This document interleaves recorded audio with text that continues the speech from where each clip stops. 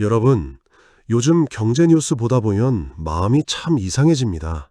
처음에는 그냥 뉴스인 줄 알았어요. 반도체 성과급, 삼성전자 성과급, SK하이닉스 성과급, AI 투자 확대, HBM 수요 폭발, 데이터 센터 시대. 이런 단어들이 계속 나오니까 처음엔 그냥 반도체 회사들이 요즘 잘 나가는구나. 이 정도로 생각했습니다. 그런데 어느 날 기사 제목 하나가 눈에 확 들어옵니다. 성과급 6억. 순간 커피를 마시다가 멈췄습니다. 6억? 성과급이 6억이면 그건 성과급이 아니라 인생 리모델링 아닌가요? 저는 커피 쿠폰 하나 모으려고 앱 출석 체크하고 있는데 누군가는 성과급으로 내 인생 목표 금액을 한 번에 받는다는 겁니다. 물론 모든 사람이 그렇게 받는 건 아니겠죠. 기사 제목은 늘 가장 센 숫자를 앞에 세웁니다. 그래도 마음은 흔들립니다. 왜냐하면 숫자가 너무 크니까요. 6만 원도 아니고 60만 원도 아니고 600만 원도 아니고 6억. 듣는 순간 머릿속 계산기가 자동으로 켜집니다. 내가 1년에 얼마 모으지? 한 달에 50만 원씩 모으면 1년에 600만 원, 10년 모으면 6천만 원. 그럼 6억은 몇 년이지? 계산하다가 조용히 계산기를 닫습니다. 사람 마음이 참 그렇습니다. 처음엔 남의 좋은 일이라고 생각합니다. 와, 대단하다. 축하할 일이네. 반도체 산업이 진짜 잘 되나 보다. 그런데 조금 지나면 이런 생각이 올라옵니다. 나는 뭐 하고 있지? 나는 열심히 안 산 것도 아닌데 왜 이렇게 멀어진 느낌이지? 저 사람들은 성과급으로 집도 사고 투자도 하고 결혼시장에서도 인기 많겠지. 이쯤 되면 뉴스가 아닙니다. 내 통장과 내 인생을 은근히 비교하게 만드는 거울이 됩니다. 요즘에는 이런 말도 들립니다. 이제 결혼시장에서는 의사, 변호사보다 삼전 다니는 사람이 인기라더라. 처음 들으면 웃깁니다. 예전에는 사자 직업이 최고라고 했잖아요. 의사, 변호사, 판사, 검사. 그런데 요즘은 말이 바뀌는 분위기입니다. 어느 병원 다니세요? 보다 혹시 반도체 쪽이세요? 가 더 설렌다는 이야기가 나옵니다.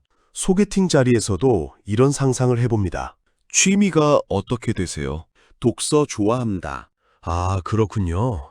혹시 HBM 전망은 어떻게 보세요?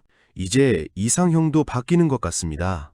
예전 이상형은 다정한 사람, 성실한 사람, 대화가 잘 통하는 사람이었다면 요즘 이상형은 약간 이렇게 바뀐 느낌입니다. 다정하고 성실하고 대화도 잘 통하고 가능하면 AI 반도체 수혜 산업에 종사하는 사람. 웃기죠? 그런데 또 마냥 웃기지만은 않습니다. 왜냐하면 이 말 속에는 청년들의 불안이 들어있기 때문입니다. 요즘 청년들이 계산적이어서 그런 걸까요? 사랑보다 돈을 더 좋아해서 그런 걸까요? 저는 꼭 그렇게만 보지는 않습니다. 요즘 청년들은 낭만이 없는 게 아닙니다. 낭만을 유지하기엔 현실이 너무 비싸진 겁니다. 집값은 높고 월세는 부담스럽고 물가는 오르고 노후는 불안합니다. 결혼을 하려면 사랑만 있으면 된다고 말하고 싶지만 현실은 전세 보증금, 대출 이자, 생활비, 육아비가 따라옵니다. 그러니 사람들은 묻습니다. 이 사람이 좋은 사람인가와 동시에 이 사람과 현실을 버틸 수 있을까? 이 질문이 참 슬프면서도 현실적입니다. 성과급 뉴스가 결혼 시장만 흔드는 것도 아닙니다. 부동산 시장도 흔듭니다.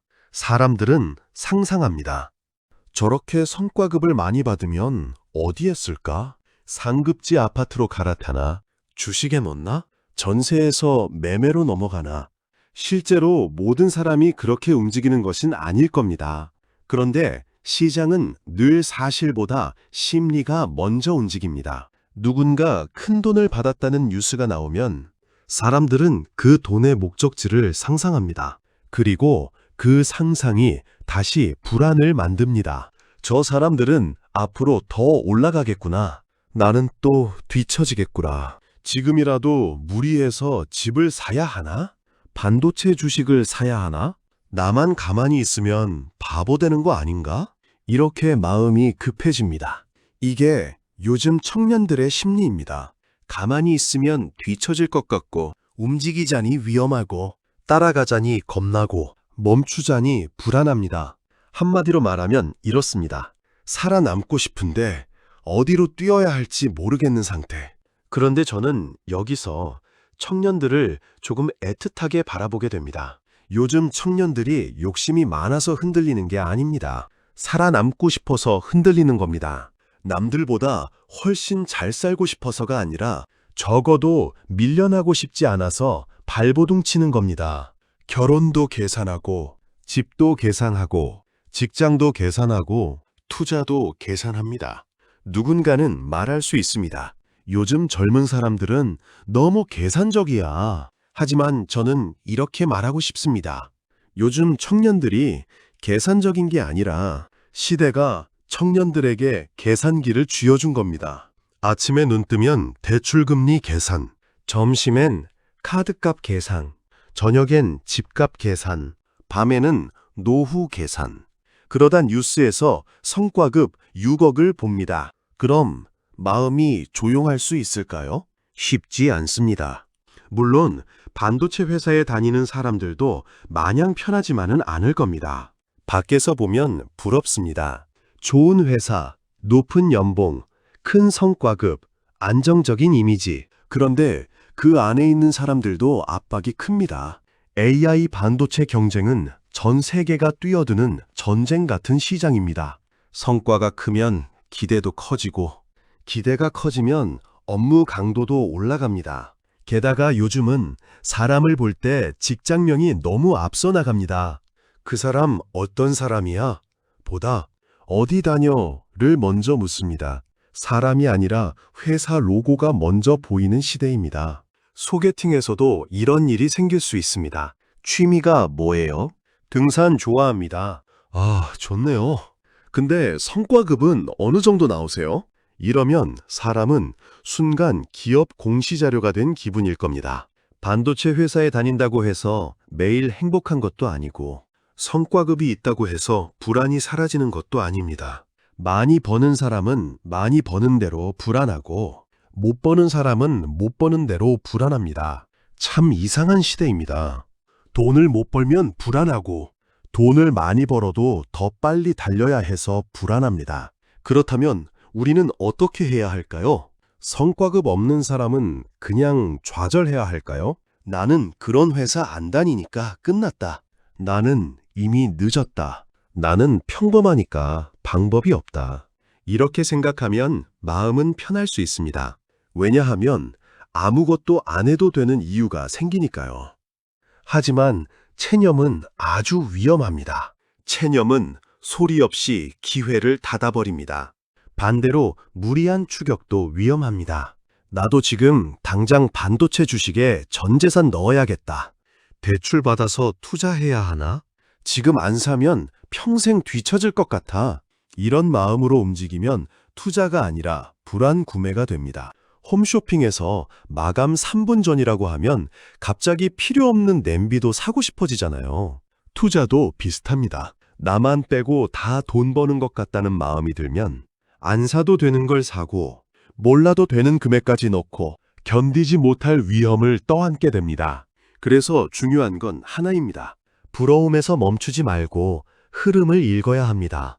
AI 시대에 돈이 반도체로 몰리는 이유는 분명합니다. AI가 커지려면 반도체가 필요합니다. AI 서버, 데이터 센터, 클라우드, 로봇, 의료기기, 방산, 전력 인프라까지 모든 미래 산업의 밑바닥에 반도체가 깔려 있습니다. 그러니 반도체가 주목받는 것은 우연이 아닙니다. 하지만 여기서 중요한 건 그러니까 무조건 반도체 주식을 사자가 아닙니다.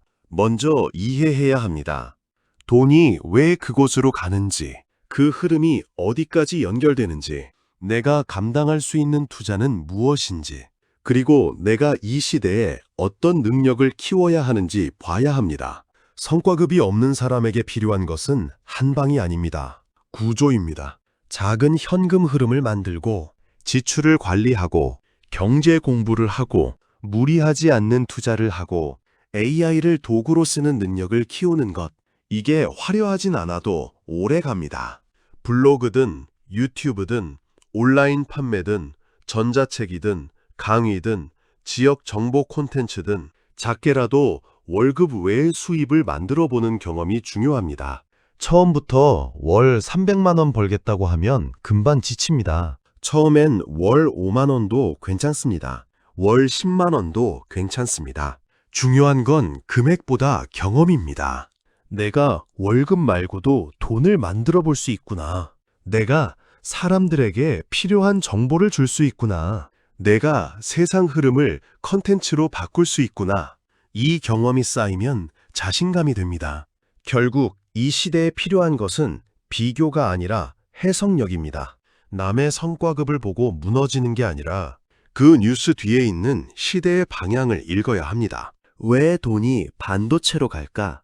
왜 결혼 시장에서 직업 선호가 바뀔까? 왜 부동산 시장이 작은 뉴스에도 민감하게 반응할까? 나는 이 흐름 속에서 무엇을 준비해야 할까? 이 질문을 던지는 사람이 앞으로 조금씩 달라집니다. 남의 속도를 따라잡으려고 무리하면 지칩니다. 하지만 내 속도로 꾸준히 준비하면 처음에는 느려 보여도 어느 순간 삶의 방향이 달라집니다. 성과급은 없을 수 있습니다. 하지만 관찰력까지 없을 필요는 없습니다. 큰 보너스는 없을 수 있습니다. 하지만 공부와 꾸준함까지 포기할 필요는 없습니다. 좋은 회사에 다니지 않을 수 있습니다. 하지만 자기 삶을 좋은 방향으로 끌고 갈 힘은 키울 수 있습니다. 저는 요즘 청년들을 보면 마음이 짠합니다. 웃고 있지만 속으로는 계산하고 괜찮다고 말하지만 사실은 불안하고 남을 부러워하면서도 미워하고 싶지는 않은 사람들. 그리고 어떻게든 살아남으려고 뉴스를 보고 투자 공부를 하고 부업을 찾고 자기만의 길을 만들려고 애쓰는 사람들. 그 모습이 안쓰럽기도 하고 또 한편으로는 대단하다고 느껴집니다. 왜냐하면 이 빠른 시대 속에서 포기하지 않고 있다는 뜻이니까요. 시대는 분명 변했습니다. 의사, 변호사만 산망하던 시대에서 AI와 반도체 산업에 돈과 관심이 몰리는 시대로 바뀌고 있습니다. 하지만 아무리 시대가 변해도 사람의 가치를 직장명 하나로 판단할 수는 없습니다.